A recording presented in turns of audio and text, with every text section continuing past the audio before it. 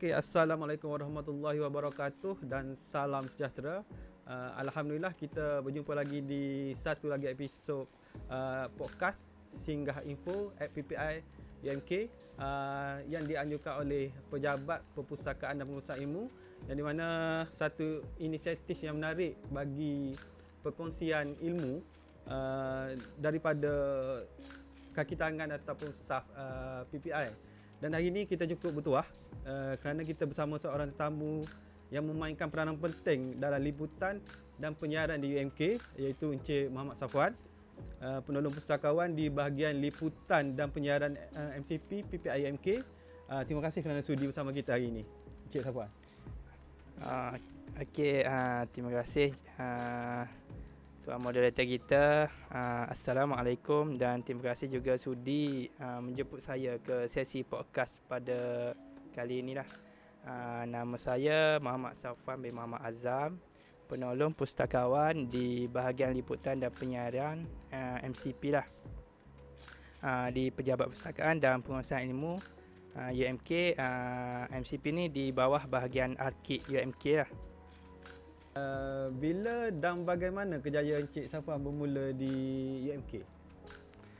Okey, bagaimana kejayaan saya bermula di UMK ya? Okey, saya mula berkhidmat di UMK pada tahun 2013 lah sebagai penolong pustakawan. Ketika itu saya ditempatkan di bahagian pemprosesan bahan ataupun bahagian katalog lah yang kita panggil. Di mana saya menguruskan bahan audiovisual pada waktu tu. Bukan buku tapi lebih kepada AV lah. Spesifiknya kita panggil CD ataupun DVD lah. Okey, tugas saya pada ketika itu ialah mengkatalog CD dan DVD ikut piawaian AACR2 dan ke number SCSH lah, Library of Congress. Pada waktu itu juga saya ditugaskan untuk create satu accession number ni ataupun nombor panggilan ataupun nombor untuk kita susun CD tu untuk memudahkan pencarian CD tu di rak lah.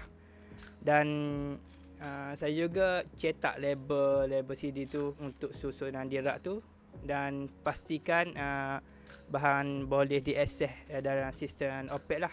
Maknanya CD tu kita boleh akses, cari dari sistem OPEC, lepas tu kita boleh cari dekat rak tu dengan mudah lah. Okey, seterusnya saya juga buat kerja-kerja teknikal seperti semakkan rak, kemas kini data entry dalam sistem katalog tu, dan kadang-kadang saya bantu staf di kaunter lah. Tapi yang paling membentuk saya dalam kerja di perpustakaan ini adalah bertugas di meja penasihat pengguna lah. Consultant desk. Consultant desk. Di situ saya belajar berhadapan dengan pengguna, mendengar keperluan mereka dan beri bantuan secara langsung selain mengajar juga kelas pendidikan pengguna.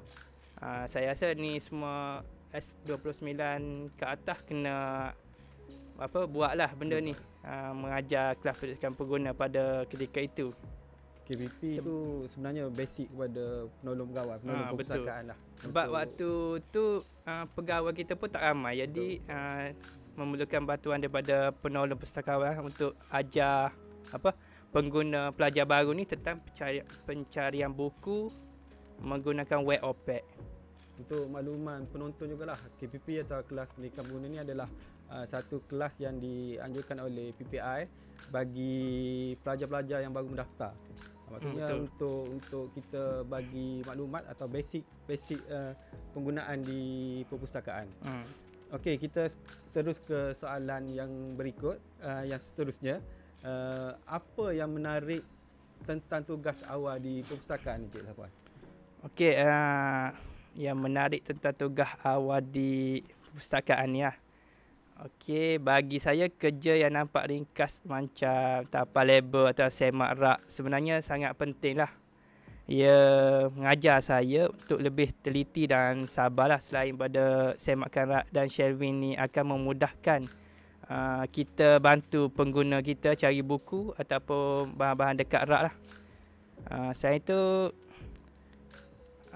dia menjadi satu kepuasan jugalah kepada saya bila buku atau bahan bacaan yang diingini atau diminta oleh pengguna atau yang pengguna nak cari tu dapat dijumpai, dan bila mereka ucap terima kasih bila kita tolong mereka cari bahan dirak tu lah. Bila kita cari bahan tu jumpa, dan masa tu kita rasa puas lah, boleh bantu pengguna kita. Okey Cik Safwan, selepas di bahagian katalog, ke bahagian atau unit manakah pula Encik Safwan ditempatkan selepas itu? Okey, selepas beberapa tahun selepas itu, saya dipindahkan pula ke unit pengurusan ilmu ataupun knowledge management KM, iaitu pada tahun 2016 kalau tak silap saya. Di sini saya mula fokus pada pengumpulan aset ilmu seperti penyelidikan.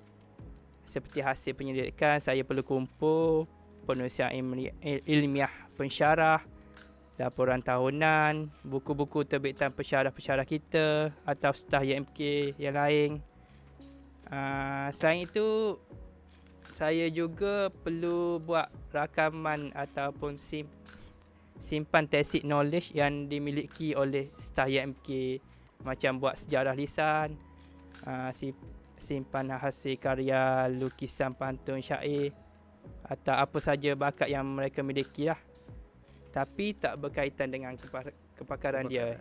Yang ni lebih kita panggil simpan tesis knowledge tu lah. Tesis knowledge ni kita tak boleh tengok, tak boleh nampak, tak boleh pegang lah, tapi kita boleh record dia untuk simpan lah. Contohnya macam saya kata tadi, contohnya dia pensyarah veterinar, tapi dia pandai buat pantun atau syair. Oh, maksudnya kepakaran atau bidang yang tak berkaitan dengan kepakaran dia lah. Betul. Okey, seperti mana kita tahu lah, knowledge management atau pengurusan ilmu, knowledge management KM. Jadi kalau kita tahu, kita daripada awal kita sebut tadi, kita daripada pejabat perpustakaan dan pengurusan ilmu. Sekarang kita dah nampak kaitan dia antara pejabat perpustakaan pengurusan ilmu, dari mana Cik Safwan pernah ditempatkan di bahagian unit pengurusan ilmu. Okey, apa pengalaman yang paling bermakna dalam unit pengurusan ilmu? Okey, pengalaman paling bermakna dalam unit pengurusan ilmu, salah satunya ialah penlibatan dalam projek sejarah lisan lah, untuk rekod tesis knowledge yang dimiliki oleh staf ataupun bekas staf ataupun staf yang telah bersara lah.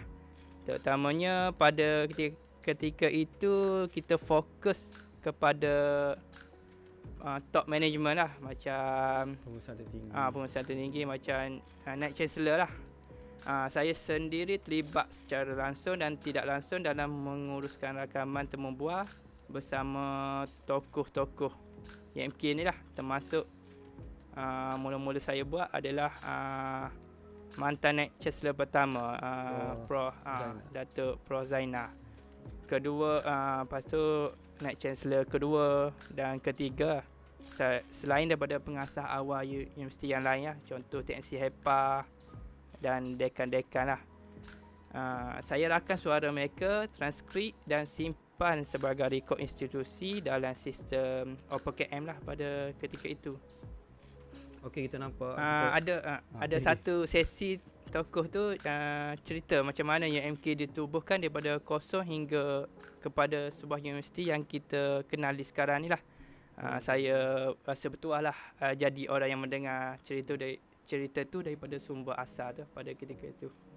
Okey, kita nampak kepentingan ataupun pengurusan ilmu ni merekodkan sejarah ataupun untuk tontonan ataupun untuk rujukan kehadapan lah. Jadi projek mana yang paling meninggalkan kesan untuk Encik Safwan?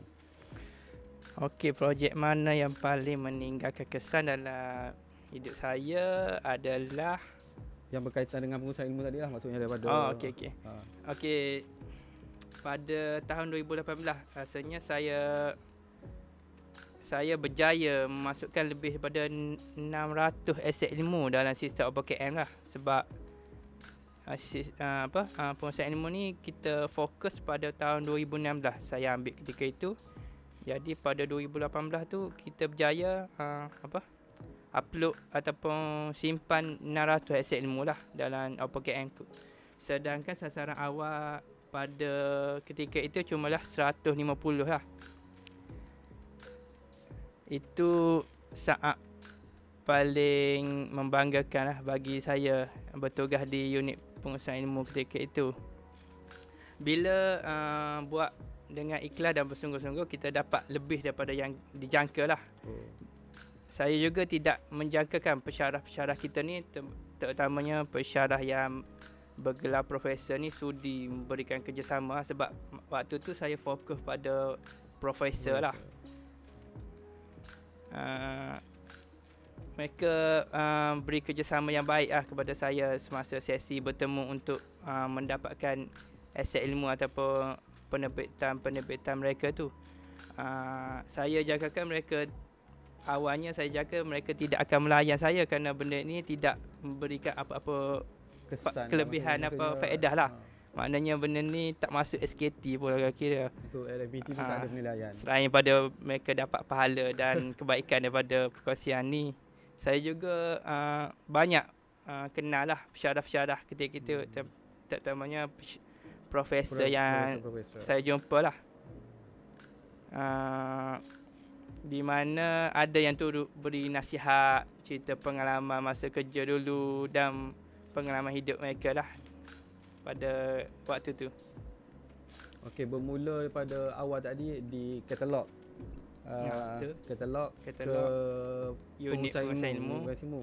Dan sekarang di MCP. Maksudnya daripada label buku ke lensa kamera.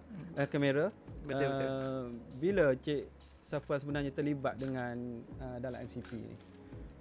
Okey, penlibatan saya dalam TMCP ni bermula sejak tahun 2014 lagi. Masa mula-mula masuk kerja tu dah terlibat dah dengan MCP ni. Maknanya masa tu orang tarik lah masa MCP ni. Masa tu saya cuma petugas biasa je. Masa tu saya diberi tugas contoh tolong pasang kamera. Kerana. Tapi izinkan saya mencelah Cik Safwan. Sebenarnya kita di PPI kita terbahagi kepada 3 bahagian utama. Betul. Daripada perpustakaan, yang tu meja kita lah, utama kita. Library, yang core lah. Penerbit dan bahagian arkid. Maksudnya MCP ni terletak di bawah bahagian arkid. Betul. Jadi untuk makluman penonton juga, kita di PPI ni kita guna sama. Seperti mana yang Cik Safwan cerita tadi, bermula daripada jadi di kalangan kita saja, kalangan staff kita ni akan ada yang buat ni multitasking ni orang kata. Sambung Cik Safwan. Okey, masa tu saya petugas biasa, macam buat kerja-kerja sambung kabel, tarik wayar, jaga posisi kamera, jaga kamera. Kadang-kadang ada juga jadi runner tu. Runner kerja yang paling mulia daripada MCP sebenarnya. Kerja paling penting juga tu, runner tu. Nak bagi bateri kamera apa semua tu. Cari makan. Masa tu saya belum mengetuai unit MCP lagi lah. Tapi pengalaman masa tu menjadi asas penting lah bagi saya untuk bantu saya bila saya ambil alih MCP sepenuhnya mulai tahun 2021 tak silap. Semasa diberi tugas untuk mengetuai bahagian MCP ni, saya agak gementar jugalah. Dan fikir, bolehkah aku buat benda ni? Sebab pada ketika itu, kita ni hanya ada pengalaman saja dekat MCP ni. Tak ada pun belajar ke, pergi kursus ke, ataupun ada degree mengenai kamera ke apa semua ke. Betul. Sebabnya kita di pustakawan, basic kita hakiki kita sebagai pustakawan, tapi diberi peluang untuk meneroka bidang lain. Tapi mungkin ni satu kelebihan untuk kita lah. Jadi sila. Dan saya pun rasa tidak pernah langsung terlibat atau belajar secara khusus lah mengenai bidang penerbitan video atau MCP ni. Yang saya paling risau adalah semasa convocation lah, di mana ketika tu kita perlu dia ada task lebih sikit, macam kena buat law water lah untuk nama-nama graduan yang convo pada ketika itu. Kita kena paparkan law water tu. Sebab kalau MCP biasa kita tak buat sangat benda tu. Kita buat untuk nama VIP je, 2 je. Tapi masa convo ni dia banyak sikit law water. Okey. Maksudnya sebab nama yang akan dipanggil ke pentas tu. Betul. Maknanya ada video dia, bawah ada nama je. Sebab law water ni dia macam benda khusus lah dekat switcher tu. Dan jarang lah kita guna law water ni dekat switcher. Jadi agak gemetar jugalah. Tu bahaya tu kalau tak synchronize, tak sama orang lain. Itulah nama lain muka lain naik. Lepas tu satu lagi masa convo ni banyaklah kamera nak kena fokus. Banyak kamera kita guna sebab masa convo ni kalau boleh katakan semua aset MCP kita guna. Jadi dan biasanya semua petugas kita kerah. Semua petugas pun kerah. Kita guna sama. Jadi masa convo ni biasa kalau program biasanya 3 kamera je guna. Jadi 2 mata ni boleh tengok lagi 3 kamera. Tapi masa convo ada 10 kamera kot. Jadi kadang-kadang agak pening jugalah nak tukar, nak bagi arahan kepada kameraman. Tu semualah. 2021 maksudnya ni dah 2025 dah expert lah ni. Expert dah kot. Okey, kita dah berbincang lanjut pasal daripada katalog, daripada KM tadi ke MCP, dan kita dah tanya bermula daripada bila. Cuma mungkin saya tertinggal nak tanya. Okay, kita dah berbincang apa MCP. Apa sebenarnya itu MCP dan mengapa ia penting untuk universiti? Apa itu MCP dan mengapa ia penting untuk universiti? Okey, MCP ni bermaksud Multi Camera Production lah, MCP. Satu teknik rakaman video profesional yang menggunakan beberapa kamera serentak lah untuk dapatkan sudut visual ataupun angle kamera yang berbeza lah. MCP ni kita menggunakan switcher, kamera, sistem audio, pencahayaan, dan kita rakam program universiti ni secara langsung dan dipaparkan di LED atau TV yang disediakan ataupun biasa di dewan LED lah. Serta kita hantar untuk live di platform media sosial lah, seperti Facebook ke YouTube ke. Ia penting sebab bukan semua program bukan semua program kita boleh ulang. Jadi rakaman ni jadi bahan dokumentasi, arkib sejarah, dan kadang-kadang guna balik untuk proses pembelajaran dan pengajaran lah. Jadi rujukan untuk masa akan datang lah. Jadi kita boleh tengok dan belajar balik melalui ulangan video di platform media sosial ni lah. Ulangan video program-program lepas tu. Jadi dari situ kita boleh belajar lah. Selain tu, hasil rakaman MCP dan live streaming ni juga saya akan bentuk kita panggil perkongsian ilmu, di mana pensyarah, staf, pelajar mengajar kemahiran mereka ataupun buat bengkel ke, buat kita panggil seminar ke. Lepas tu benda tu kita pancar kepada umum dan boleh ditonton melalui media sosial lah. Selain daripada itu, MCP juga salah satu bentuk atau kaedah bagi mempromosikan universiti kita ni lah, di mana kita melalui live di Facebook atau YouTube ni, masyarakat di mana-mana ataupun di peringkat antarabangsa boleh lihatlah apa program, aktiviti dan apa tu YMK lah, lebih dalam bahasa mudahnya, menggunakan MCP ni lah. Mempromosikan YMK lah di mata tak terlebih-lebih kalau saya katakan mempromosikan YMK di peringkat global dan dunia sebenarnya. Betul, sebab semua orang boleh tengok media sosial kan. Dari situ kita tahu YMK ni buat apa, YMK ni ada apa. Daripada program-program yang kita pancarkan dekat live tu. Okey. Jadi kita bercerita mengenai kepentingan MCP, sumbangan MCP kepada universiti, maksudnya mempromosikan universiti tadi.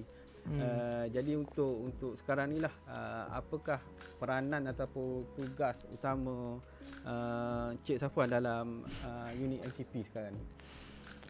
Okey, peranan dan tugas utama saya sekarang ni adalah saya uruskan permohonan rakaman.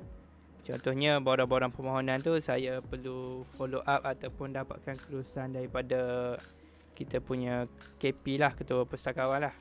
Jadi bila dah lulus tu saya akan buat jadual staff. Kalau program tu berada di ataupun dibuat di luar UMK Bacok, saya kena buat pergerakan aset lah, kena isi borang lah untuk aset dan peralatan tersebut. Lepas tu bila dah sampai tempat program tu, saya akan tengok dan buat pemasangan teknikal dah. Lepas tu uji sistem. Lepas tu buat, kalau ada rehearsal kena buat rehearsal. Lepas tu buat rakaman sebenar lah pada hari program tu. Lepas tu bila dah habis program, kita simpan balik barang-barang tu, bawa balik ke Bacok balik kalau di luar kampus lah. Lepas tu jika perlu, kalau macam rakaman biasanya kita buat suntingan video pendek lah untuk masuk dalam sistem library lah. Dan simpan dalam rakaman yang raw tu saya simpan dalam kita punya hard disk lah. Saya juga buat penyelenggaraan peralatan-peralatan tersebut lah, menguruskan perolehan peralatan ataupun aset-aset MCP ni. Lepas tu buat pelupusan aset yang rosak lah, serta lupuskan lah jika perlu, jika tak dapat dibaiki atau memang sudah tak valid untuk digunakan lagi lah. Okey, Cik Safwan ada cerita, ada sebutkan tadi berkenaan penyimpanan video raw daripada tu tadi. Jadi adakah pelajar atau staf boleh membuat rujukan ataupun akses kepada video-video tersebut? Sebenarnya banyak program yang kita buat sekarang ni dah ada live dekat Facebook ataupun YouTube ya. Jadi pelajar-pelajar ataupun siapa saja boleh akses rakaman ataupun program tu melalui Facebook atau YouTube. Maksudnya tak perlu buat permohonan apa, boleh tengok terus lah. Boleh tengok terus lah kalau yang ada live. Tapi kalau yang rakaman saja boleh akses melalui sistem Discord lah, dekat library ada sistem Discord. Kat dalam tu kita ada buat satu video pendek lah. Jadi bila dia berminat dengan video tu, nak tengok yang panjang, yang full, yang raw, boleh buat permohonan pada kita lah. Okay. Pada library. Jadi kita akan edit sikit dan hantar lah pada pemohon tu. Maksudnya boleh memohon lah kalau mungkin ada pelajar yang rasa program atau yang kita rakam tu berkaitan dengan ni, kita boleh mohon lah. Betul. Tapi kebanyakan program sekarang ni ada live dalam Facebook dengan YouTube lah. Tak banyak pun kita buat rakaman. Okey, seperti yang Cik Safwan sebut tadi lah, tahun 2021 dikatakan tahun paling mencabar. Boleh kongsikan kenapa? Okey, tahun 2021 waktu tu PKP kan, COVID-19. Banyak program masih berjalan pada masa itu, memang memerlukan MCP lah untuk tujuan live dan sebagainya. Kerana semua orang pada ketika itu seperti mana kita tahu, tidak boleh keluar atau bergerak sesuka hati kerana pandemik COVID ni lah. Jadi kerja-kerja MCP pada ketika itu juga sangat terhad dengan staf yang bertugas.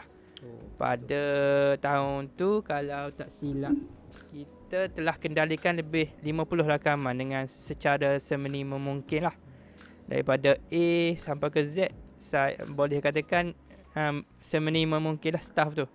Kebanyakan program ketika itu adalah lebih kepada promosi UMK dah untuk kemasukan pelajar, macam contohnya program Road to UMK, Minggu Orientasi ataupun 3M, dan program MOU atau MOA lah.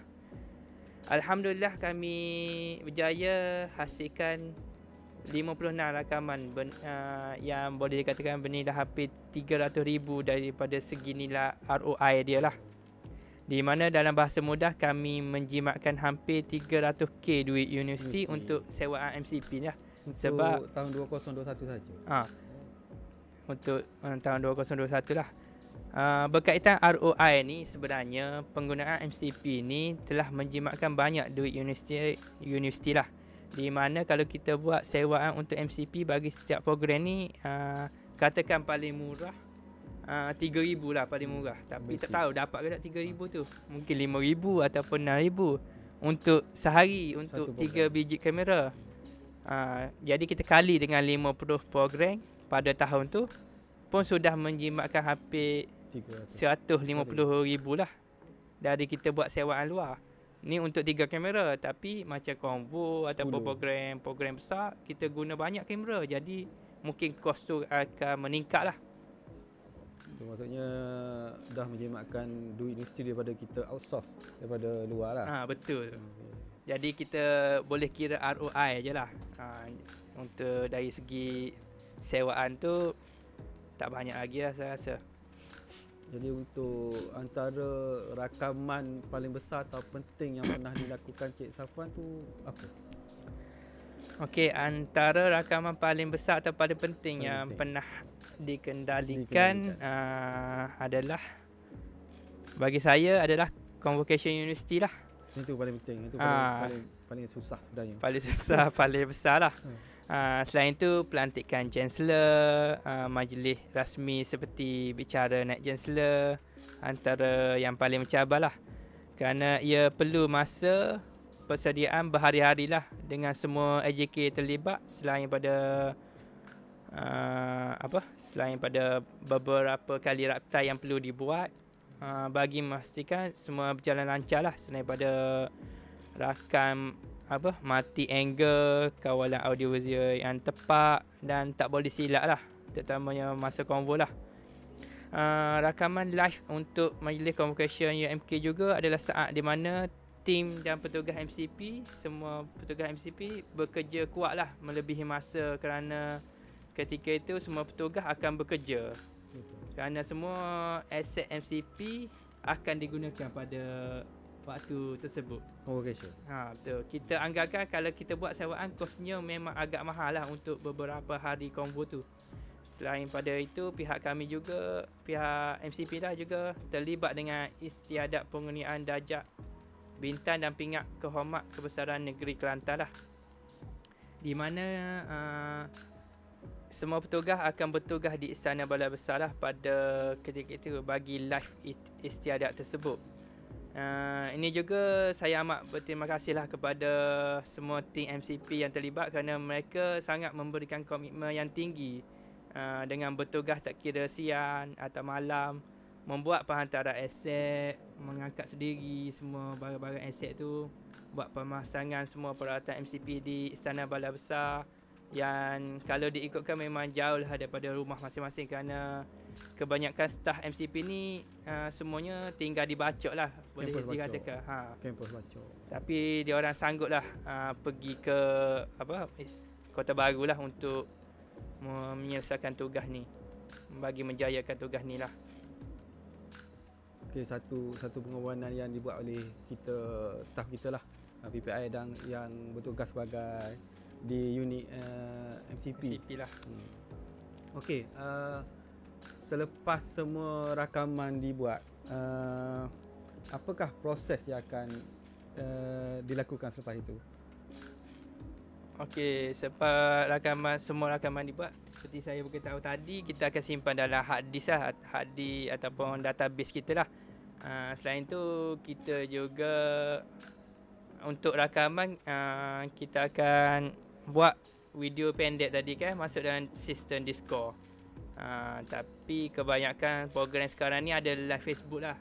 Live Facebook, live YouTube. Jadi situ juga kita boleh jadikan sebagai tempat simpanan kita lah.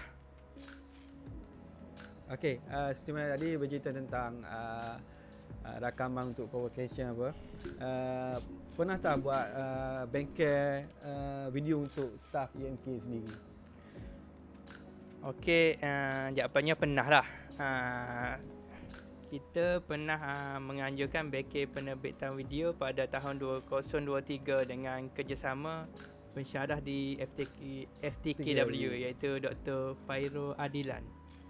Masa tu beliau ajar kami semua ni asas rakaman, teknik framing, jenis mikrofon, cara syuting yang asas dan sebagainya berkaitan MCP lah. Harapan saya nak semua kru tahulah, termasuk saya lah, bahawa dengan sedikit latihan dan kreativiti, kita semua boleh hasilkan video yang berkualiti. Dengan memang tak dinafikan adalah seorang dua staff yang mahir atau dah belajar mengenai kamera ni. Tapi boleh dikatakan semua kru MCP ni kita hanya belajar daripada pengalaman di sini masa buat kerja ni. Jadi dengan penganjuran bengkel ni, saya harap dapat meluaskan lagi ilmu dan pengalaman yang dimiliki oleh semua kru MCP lah. Dia maksudnya pernah menganjurkan lah. Dia basic sebenarnya semua staff dah ada. Jadi bengkel tadi sebenarnya untuk mengasah lagi bakat-bakat yang ada lah. Betul. Okey. Pengalaman dah ada, jadi kita bagi teori sikit untuk bagi teori untuk perkemaskan lagi tim kita lah. Okey, maksudnya selepas tu bagaimana untuk urusan perolehan baik pulih dan pelupusan peralatan MCP? Sebab kita tahu peralatan MCP ni, kamera ni dia satu benda yang sensitif, maksudnya betul. Macam mana? Sensitif dan mahal. Dah mahal. Okey, bagaimana saya urus perolehan baik pulih dan pelupusan ni? Saya semak keadaan peralatan secara berkala lah. Kalau rosak, saya buat laporan dan dapatkan sebut harga daripada pembekal lah untuk baiki ataupun ganti balik lah. Isi borang permohonan perolehan, kalau peralatan tu dah tak boleh dibaiki, kita buat pelupusan lah ikut prosedur yang telah ditetapkan. Okey, kita daripada awal tadi kita dah bercerita mengenai kepentingan cara kita untuk kita dapatkan rakaman. Jadi Cik Safwan rasa kenapa dokumentasi rakaman penting dalam institusi pendidikan kita? Okey, rakaman ialah bukti. Ia bukan sekadar visual lah, tapi juga menyimpan suasana, suara dan cerita. Dalam konteks universiti, rakaman bantu kita simpan sejarah, jadi bahan promosi dan juga rujukan semula lah. Ia adalah satu bentuk arkib hidup lah, kalau boleh kita ringkaskan. Okey, kita MCP ni sebenarnya lebih dikenali sebagai belakang tabir lah. Maksudnya staf yang terlibat dengan MCP ni orang panggil staf belakang tabir. Tapi apakah nilai sebenar kerja sebagai orang panggil sebelakang tabir ni? Okey, mungkin kita tak berdiri di pentas atau di depan kamera, tapi tampaknya tak ada sesiapa pun akan tahu apa yang berlaku. Kerja kita ni menyokong, mendokumentasi dan memastikan sejarah tidak hilang lah. Kita yang pasang kamera walaupun kita tak duduk dalam kamera tu. Betul. Tak duduk di depan kamera. Itu salah satu peranan penting buat untuk sesuatu program lah. Okey, untuk bidang penyiaran lah MCP ni, Cik Safwan rasa apa kemahiran yang paling penting yang wajib ada untuk setiap yang terlibat? Okey, bagi saya kemahiran teknikal sangat penting lah, di mana selain pada pandai berinovasi, selain pada tak takut mencuba, selain itu kena tahu guna kamera, audio mixer, switcher dan software suntingan lah. Tapi bagi saya semua tu boleh dipelajari dengan mudah jika kita ada usaha dan keinginan serta minat lah. Tapi selain tu, komunikasi, pengusaha masa dan kerja berpasukan pun sangat penting lah. Bila kerja dalam pasukan produksi, semua orang kena tahu peranan masing-masing lah. Apakah harapan jangka panjang terhadap bidang MCP di MK, Cik Safwan? Harapan saya berharap MCP terus diberi perhatian lah, dapat sokongan daripada semua staff, sokongan dari segi tenaga kerja, latihan dan pembelian peralatan terkini lah. Peralatan terkini ni sangat penting lah, kerana kita tahu teknologi ni sentiasa berubah. Jadi MCP ni melibatkan teknologi dan kita tak lari daripada mengikuti semua teknologi semasa ni lah. Potensi MCP sangat besar kalau dimanfaatkan sepenuhnya lah. Bukan saja untuk dokumentasi tapi juga untuk pengajaran, promosi dan warisan institusi lah, warisan UMK lah untuk kita simpan. Selain tu, apa yang saya lihat juga MCP ni boleh buat duit lah. Di mana kebanyakan sekarang ni semua nak live Semua nak live, jadi di sinilah MCP diperlukan lah. Dengan peralatan yang cukup dan staf yang pakar, saya rasa pengguna tidak akan teragak-agak lah untuk membayar perkhidmatan MCP ni lah kalau kita tawarkan untuk sewaan. Maksudnya dari segi sokongan pihak, maksudnya kata kita kena, benda ni teknologi sentiasa berubah. Betul. Jadi daripada segi sokongan atasan, maksudnya kalau kita mohon untuk kita upgrade tu, upgrade peralatan baru tu maknanya seolah disokong, diluluskan lah. Saya harap macam tu lah. Okey, untuk soalan terakhir lah ni, apa nasihat kepada generasi selepas inilah yang untuk menceburi bidang? Okey, nasihat kepada staf baru ke ataupun orang-orang di luar sana yang nak ceburi bidang ni, selain daripada kita buat kerja-kerja bermula daripada bawah, kita je jangan takutlah untuk belajar dan jangan malu bertanya, terutamanya kepada mereka yang bekerja dalam industri ini sendirilah. Selain pada boleh tanya pada syarah kita ataupun orang-orang berpengalaman lah. Okey, banyak perkara-perkara terutamanya berkaitan kamera switcher, saya tanya kepada rakan di industri lah, dan mereka tidak kedekut ilmu atau pengalaman untuk dikongsi bersama saya. Banyak kerja penting berlaku di belakang tabir. Bila kita ikhlas, hasil kerja kita akan jadi nilai untuk orang lain.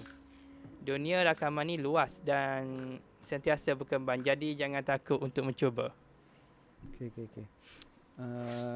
Terima kasih Encik Zafwan. Kita rasa kita dah di penghujung kita punya rancangan podcast Singgah Info at PPI. Daripada yang kita tajuk yang kita bincangkan ini, kita tu adalah dari label buku ke lensa kamera bersama Encik Zafwan, penolong pustakawan daripada bahagian MCP lah. Okey, untuk saya wakil daripada PPI mengucapkan terima kasih kepada yang sudi menonton dan terima kasih kepada panel kita, dan insya-Allah kita berjumpa lagi dalam episod yang seterusnya. Terima kasih. Assalamualaikum. Assalamualaikum.